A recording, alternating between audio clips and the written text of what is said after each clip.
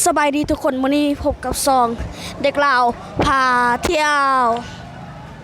มื้อนี้เฮาพบกับรายการพักในเดียวเที่ยวล่วงหาบางเนาะมื้อนี้เฮาจะพาไปขึ้นบุซี่ไปเบิ่งกันเลย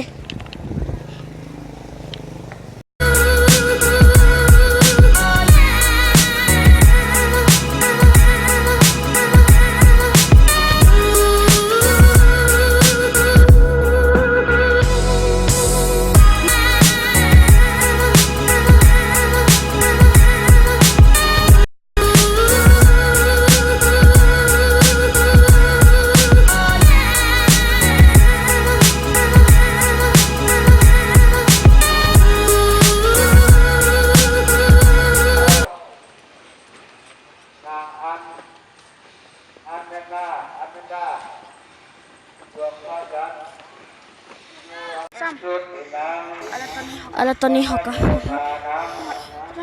ตอนนี้เนาะบ่ฮอดได้เติบเลยเบิ่งลุมก็เห็นเนาะ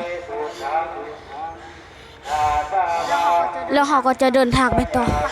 ไปเดินทางต่อเลยไปตอนนี้เขาก็มาฮอดไม่ฮอดแล้วอีกนิดนึงก็อีฮอดแล้วเนาะไปย่างกันเลย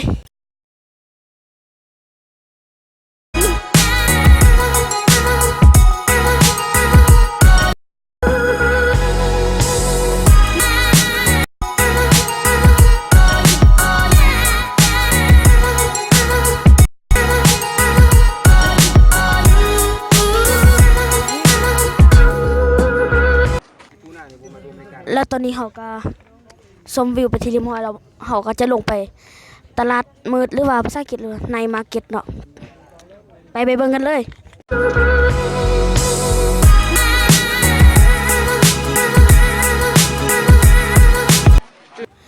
และนี่ก็คือบรรยากาศของตลาดในมาร์เก็ตหรือว่าภาษาลาวเอิ้นว่าตลาดมืดเบิ่งวิวก่อนงามเนาะแล้วบนเขาก็จะลงไปเบิ่งเนาะบ๊ายบายไปเบิ่งเลยแล้วตอนนี้เขาก็จะลงไปตลาดมืด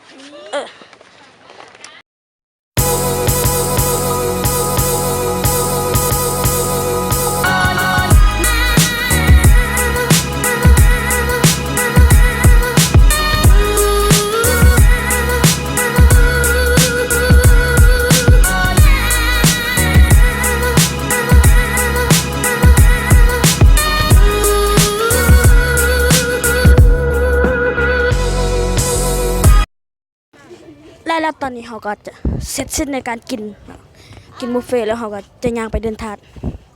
ไปเบิ่งกันเลยตอนนี้เขาก็มาฮอดตลาดสนเผาแล้วตลาดสนเผาก็จบคลิปได้เพียงเท่านี้เนาะผู้ใดมักคลิปนี้ก็อย่าลืมกดไลค์กดแชร์กด Subscribe ให้ซองเด็กลาวพาเที่ยวไป